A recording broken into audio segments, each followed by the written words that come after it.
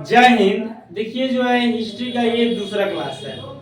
इससे पहले क्लास में हमने आपको बताया था कि जो है हम अध्ययन के माध्यम से यानी अध्ययन की दृष्टि से हिस्ट्री को 3 भागों में बांटते हैं। प्रागैतिहासिक काल, आदिऐतिहासिक काल और ऐतिहासिक काल। ये आपको बताए थे। प्रागैतिहासिक काल में जो है मानव जो थे लिखना पढ़ना कुछ भी नहीं जानते थे। उन लोग का मुख्य उद्देश्य था कि जानवरों के भांति कैसे भी करके अपना पेट भर ले। वो लोग कच्चा मांस खाया करते थे। लेकिन सबसे बड़ा उपलब्धि की बात किया जाए प्रागैतिहासिक काल के ये पूरा पाषाण काल में जो है आग का खोज कर दिया लोग, जिस कारण से उसमें भी बाद में देखिए आग का खोज ऐसे हुआ कि देखिए किसी जंगल था, जंगल में अचानक आग लग गया। आग लगने से बहुत सारे जानवर क्या हो गए जी, मर गए, उसी में जल गए।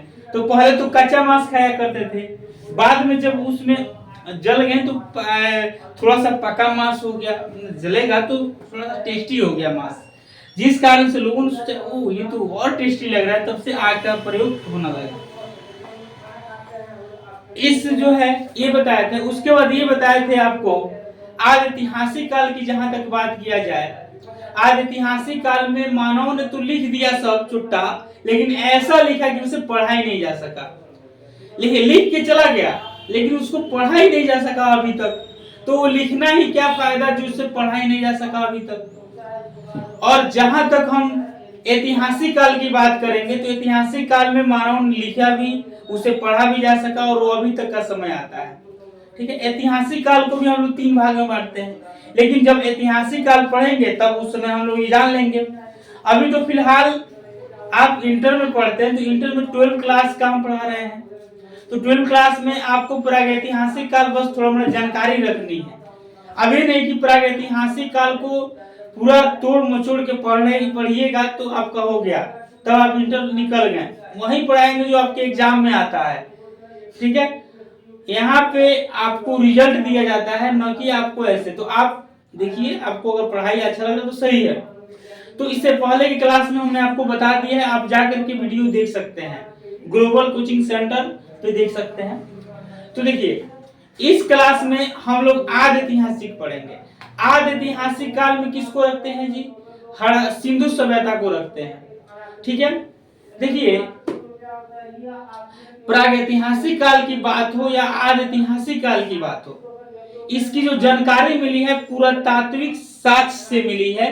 यानी इसकी जानकारी किसी न किसी वस्तु को देख करके अंदाजा लगाया गया है।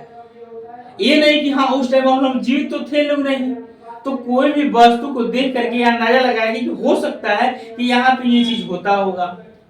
कोई भी वस्तु मिल गया तो ये हो सकता है कि यहाँ पे उस समय मानव ये चीज किया करते थे। ये अंदाजा लगाया गया है। बहुत सारे वैज्ञानिकों ने मिल करके, बहुत सारे लेखकों जैसे जो खोजकर्ता ने इसको देख करके अंदाजा लगाया है कि हो सकता है कि यहाँ पे ये चीज हुआ होगा।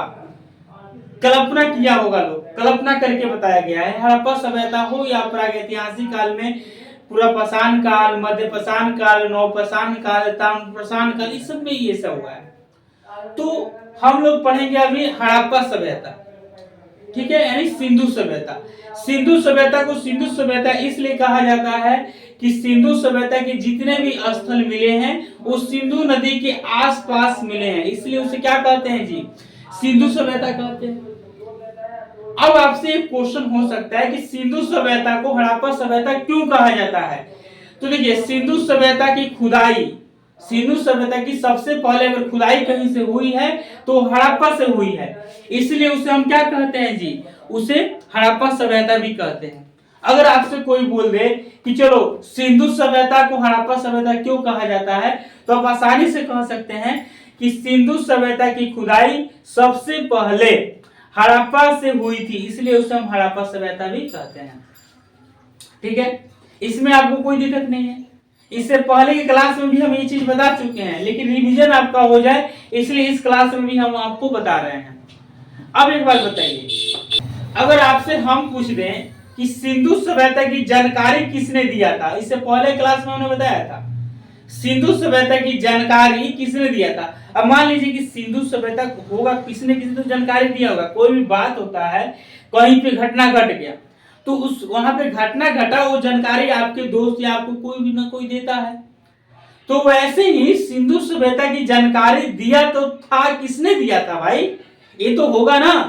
तो सिंधु सभ्यता, चलिए हम लोग क्या पढ़ना है अभी, सिंधु सभ्यता। ये इसके पहले क्लास में हम आपको बता दिए हैं, लेकिन अभी रिवीजन के लिए आप लोगों को हम बता दे रहे हैं, ठीक है। सिंधु सभ्यता, सिंधु सभ्यता की सबसे पहले क्या हो जाएगा जी, जानकारी किसने दिया।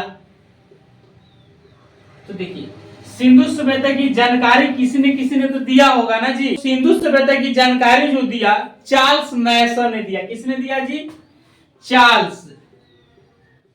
सिंधु सभ्यता की जानकारी चार्ल्स मैसन ने दिया।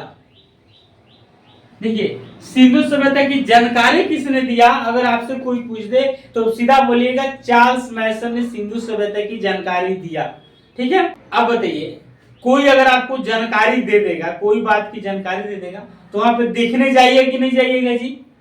अगर हम आपसे आकर बोले कि वहां पे कोई घटना हुआ है, तो आप हो सकता है कि हम पे विश्वास कर नहीं करिएगा, या कहिएगा चलो देख के आते हैं कि सच में है कि नहीं है ऐसा, राइट। तो वैसे ही सिंधु सभ्यता की जब जानकारी हो जाएगा तो कोई ना कोई सर्वेक्षण करेगा, यानी घूमने तो जाएगा, देखने तो जाएगा ना। तो सिंधु सभ्यता का सर्वेक्षण, सिंधु सभ्यता का सर्वेक्षण कोई ना कोई तो करेगा जी। तो सिंधु सभ्यता का जो सर्वेक्षण किया था, यानी वहां देखने गया था, उसकी चारों तरफ से घूमा था, वो था जेम्स कनिंघम। किसने किया था जी, जेम्स कनिंघम ने किया था। या आप सीधा कहिएगा कनिंघम, वो भी याद कीजिएगा तो हो जाएगा, लेकिन इसका पूरा नाम क्या था जी, जेम्स कनिंघम ने किया था। सिंधु सभ्यता का सर्वेक्षण जो किया था, यानी घूमने गया था और घूम कर देखा था कि यहाँ तक सिंधु सभ्यता फैली हुई है, और उन्होंने बताया था। किसने किया था जी, सर्वेक्षण किसने किया था, जेम्स कनिंघम ने किया था। यहाँ तक में कोई दिक्कत, ये सब पहले की क्लास में हम आपको बताए थे, लेकिन इस क्लास में थोड़ा डीप आप लोगों को बता रहे हैं। तो सर्वेक्षण तक हो गया। एक बार बताइए, मान लीजिए कि जानकारी दे दिया चार्ल्स मैसन ने दिया, सर्वेक्षण जो है घूम करके आ गया जेम्स कनिंघम। तो एक बार बताइए, आप जब पैदा ले लिए, सब लोगों ने आपका बहुत ज्यादा अच्छा स्वागत कर दिया, हर चीज कर दिया, तो आपका नामकरण हुआ होगा कि नहीं हुआ होगा। कैसे पता चलता है कि आप अमित हो, आप आवास हो, जो भी हो नाम हो, तो ये तो नामकरण तो कोई ना कोई करेगा जी। वैसे ही सिंधु सभ्यता का नाम, सिंधु सभ्यता कौन, किसी ने तो रखा होगा, वो तो स्थल मिला होगा, देख करके बताया गया होगा, लेकिन किसी ने किसी तो इसका नाम रखा होगा कि नहीं रखा होगा जी। अब आप देखिए छोटा सा पैदा लेते हैं तो आपको क्या बोला जाता है, ये बबुआ है, लेकिन वैसे ही सिंधु सभ्यता का नाम किसी ने रखा होगा ना। तो सिंधु सभ्यता का नामकरण किसने किया, चलिए नामकरण की बात करते हैं, ठीक है। किसी ने तो सिंधु सभ्यता का नामकरण किया होगा। तो सिंधु सभ्यता का नामकरण की बात किया जाए तो जॉन मार्शल ने किया था। किसने किया था जी, जॉन मार्शल। सिंधु सभ्यता का नामकरण जॉन मार्शल ने किया था। सिंधु सभ्यता का नामकरण किसने किया था, तो जॉन मार्शल ने किया था। कोई पूछेगा कि चलो सिंधु सभ्यता की जानकारी चार्ल्स मैसन ने दिया, सर्वेक्षण किसने किया, तो जेम्स कनिंघम ने किया, नामकरण किसने किया, तो जॉन मार्शल ने क्या किया था, सिंधु सभ्यता का नामकरण किया था। एक बार बताइए, जानकारी हो गया, सर्वेक्षण हो गया, नामकरण हो गया, तो खुदाई किसी ने किया थे, तो सिंधु सभ्यता की खुदाई यहां पे लिखेंगे,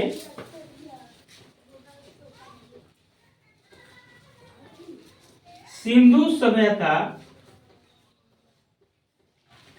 सभ्यता की पहली खुदाई, ये ना है जी, सिंधु सभ्यता की पहली खुदाई। तो जहां तक की बात किया जाए कि सिंधु सभ्यता की पहली खुदाई किसने किया था, तो सिंधु सभ्यता की खुदाई जो किए थे दयाराम साहनी ने किया था।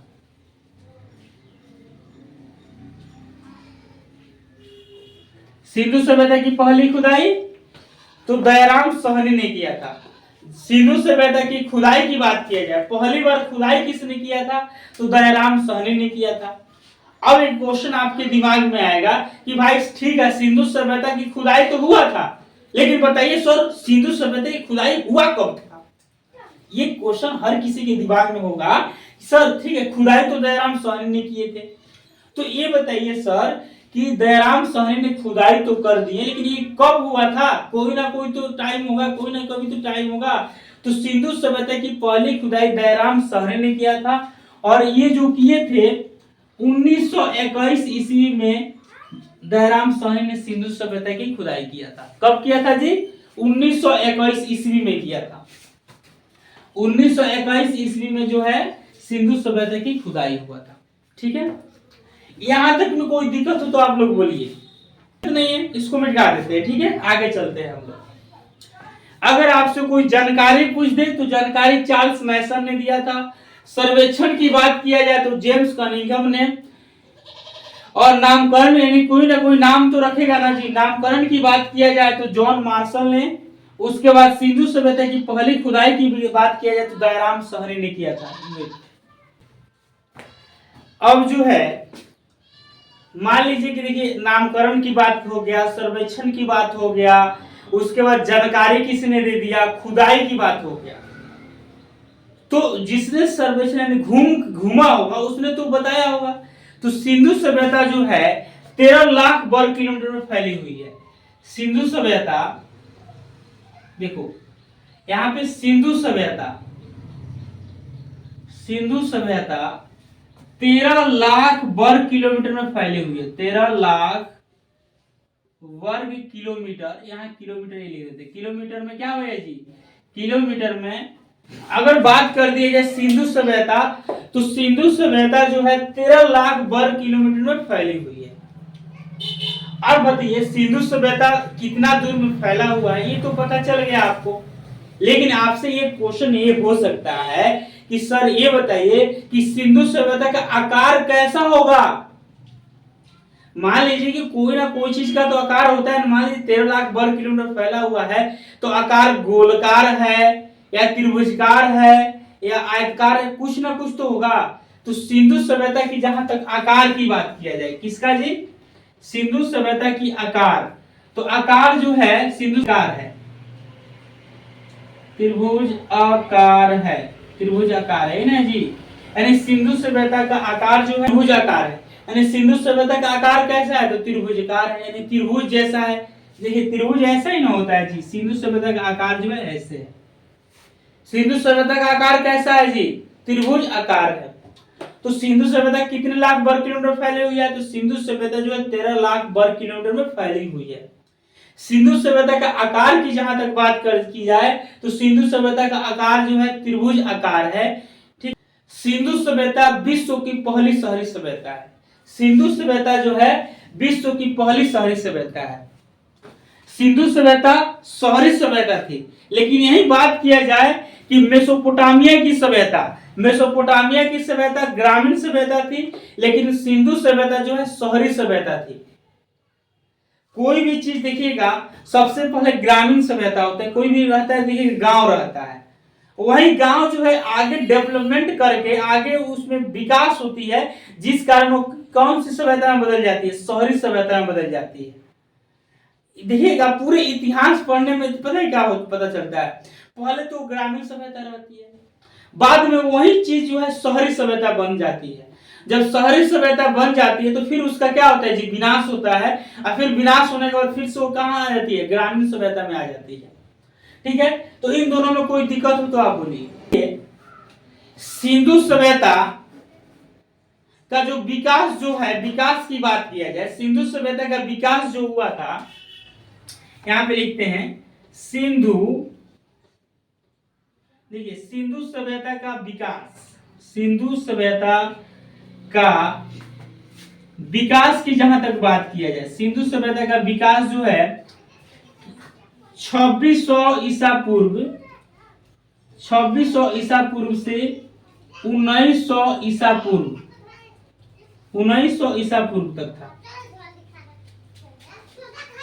देखिए सिंधु सभ्यता का जहां तक विकास की बात किया जाता है तो सिंधु सभ्यता का विकास जो है 2600 ईसा पूर्व से लेकर के 1900 ईसा पूर्व तक जो है सिंधु सभ्यता का विकास हुआ था। देख बहुत से किताब आप देखिएगा तो उसमें 2500 से लेकर के 1750 ईसा पूर्व तक देता है, किसी में 2550 से लेकर के 1900 ईसा पूर्व तक देता है। लेकिन आप देखिएगा जो बिहार बोर्ड के यानी एनसीईआरटी का जो बुक होता है इंटर का, उसमें जो दिया है 2600 ईसा पूर्व से लेकर के 1900 ईसा पूर्व तक विकास हुआ था। तो हम यही क्यों नहीं याद करें? हर किताब का देखिए, हर किताब जो अलग अलग तरीके से जो है क्या करता है, अपने किताब को पब्लिश यानी छापता है। तो उसे नहीं देखना है, यहाँ पे जो हम बता रहे हैं उसको देखिए। सिंधु सभ्यता का विकास कब हुआ था? तो 2600 ईसा पूर्व से लेकर के 1900 ईसा पूर्व तक क्या हुआ था जी? सिंधु सभ्यता का विकास हुआ था। अब जो है आपको दिशा का ज्ञान होना जरूरी है, क्योंकि अब हम लोग दिशा से थोड़ा देख लेते हैं कि सिंधु सभ्यता का जो है उत्तर में कौन था, दक्षिण में कौन था, पूर्व में कौन था और पश्चिम में कौन था। इस हिसाब से हम लोग सीधा किधर से स्टार्ट करेंगे जी? पश्चिम से स्टार्ट करेंगे पढ़ते पढ़ते और कहां तक? पूर्व में जाकर के समाप्त कर देंगे। ठीक है, हड़प्पा सभ्यता जो है सिंधु सभ्यता को देखिए। सबसे पहले इसको हटा देते हैं।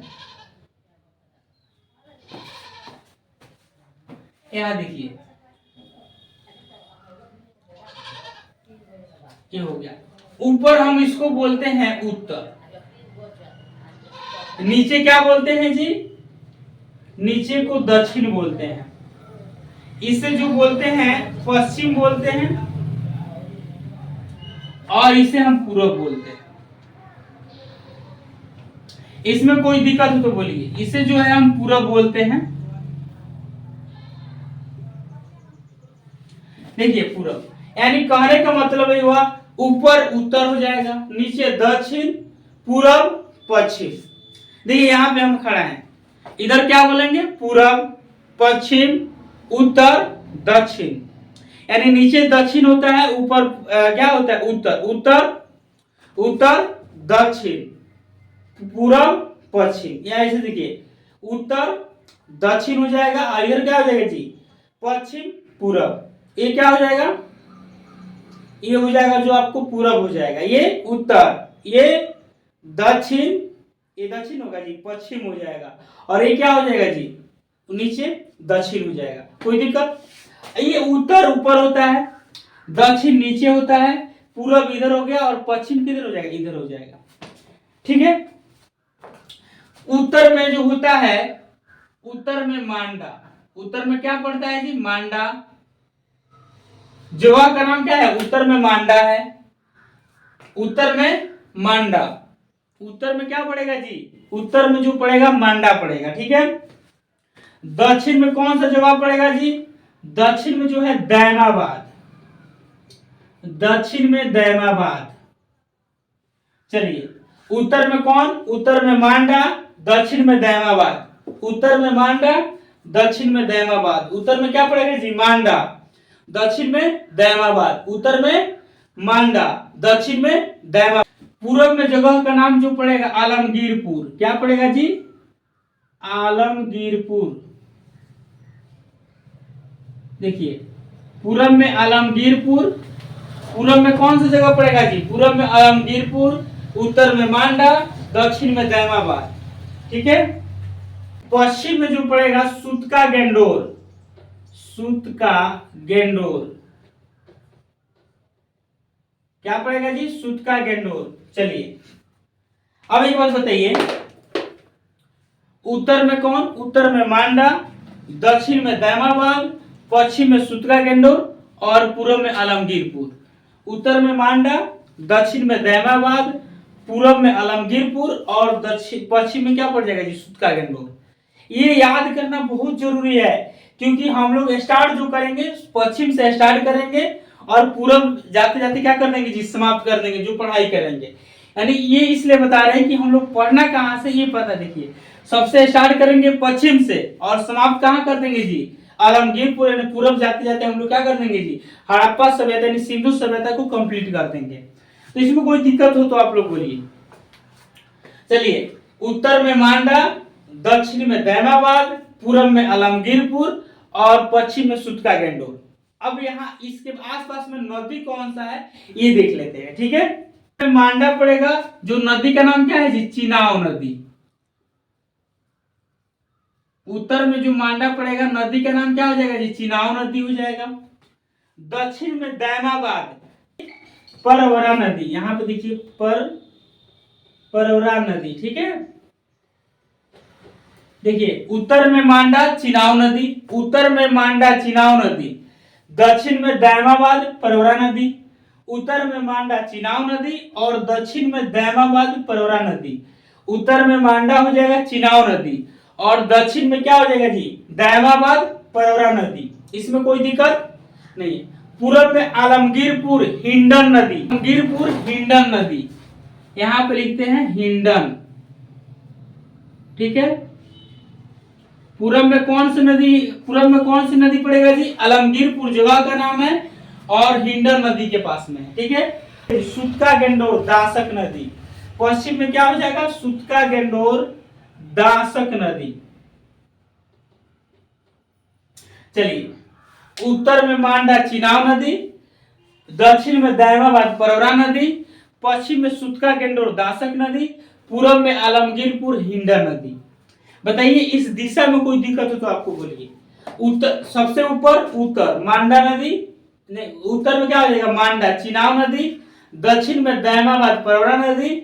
उसके बाद आप देखिएगा पूरब की बात किया जाए तो पूरब में आलमगीरपुर क्या हो जाएगा, हिंडन नदी, पश्चिम में सुतका गेंडोर दासक नदी, ठीक है।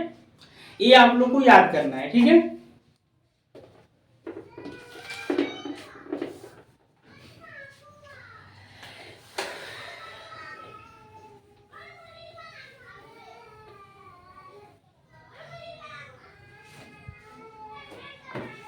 अब जो हमको पढ़ना है हड़प्पा,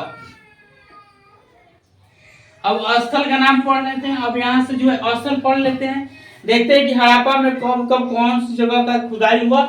ये अगले क्लास में हम लोग देखेंगे, क्योंकि लंबा क्लास हम नहीं करना चाहते हैं, इसलिए जो है हड़प्पा को हम लोग अगले क्लास में इसको पढ़ेंगे, अच्छा से पढ़ेंगे। हड़प्पा और चंद्रमुद्रो पढ़ेंगे, लोथल पढ़ेंगे, उसके बाद ये रंगपुर पढ़ेंगे, मोहनजोदाड़ो पढ़ेंगे, बहुत सारा स्थल है। ऐसे करते हुए 2-3 क्लास में हम लोग स्थल को कंप्लीट करके उसके बाद हम लोग आगे चलेंगे, ठीक है। उसके बाद हम लोग ऐतिहासिक काल में चलेंगे। अभी के लिए यहीं पे क्लास को खत्म करते हैं, ठीक है। अगर आपको क्लास अच्छा लगा हो तो आगे वीडियो शेयर कीजिए। जिस बच्चे के पास नहीं जा रहा है, जो पढ़ने में घर पे बैठ करके नहीं पढ़ पा रहा है, उसको दीजिए, वो वीडियो पढ़ेगा।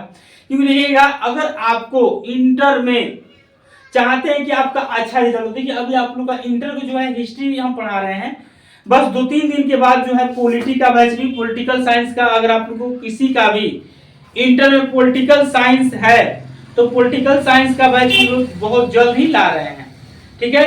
उसके बाद जो है अगले मंथ की बात किया जाए तो अगले मंथ में हम आप लोगों को जियोग्राफी ला देंगे। उसके जस्ट जियोग्राफी लाने के 10 दिन के बाद जो है आप लोग का इंग्लिश का बैच स्पेशल, अभी इंग्लिश का चल रहा है, इंटर का भी इंग्लिश का बैच आ गया है। आप लोग को हो सकता है आज वीडियो हम डाल दें, इंग्लिश का बैच कल चला है, अभी वो वीडियो नहीं डाल पाए हैं, लेकिन वो वीडियो तुरंत आप लोग को डाल दिया जाएगा। तो आप लोग के लिए इंटर के लिए हर सब्जेक्ट हम ला रहे हैं, आप लोग के ग्लोबल कोचिंग सेंटर पे आ गया है, तो आप लोग वहां से इंटर की तैयारी कर सकते हैं। अगर चाह रहे हैं कि नहीं ऑफलाइन तैयारी करें तो आप लोग जो है आपको तो आना पड़ेगा बेतिया जिला में। और बेतिया जिले में कहाँ आना पड़ेगा जी, पारस पकड़ी आना पड़ेगा, वो भी मझौलिया और पारस पकड़ी घंटा के पास। जो हमारे जैसे आसपास के जो जितने भी लोग हैं वो चाहें तो आकर के ऑफलाइन क्लास ज्वाइन कर सकते हैं, बहुत ही कम फी है हमारे पास, ठीक है। तो फिर मिलते हैं हम लोग अगले क्लास में, अभी के लिए जय हिंद।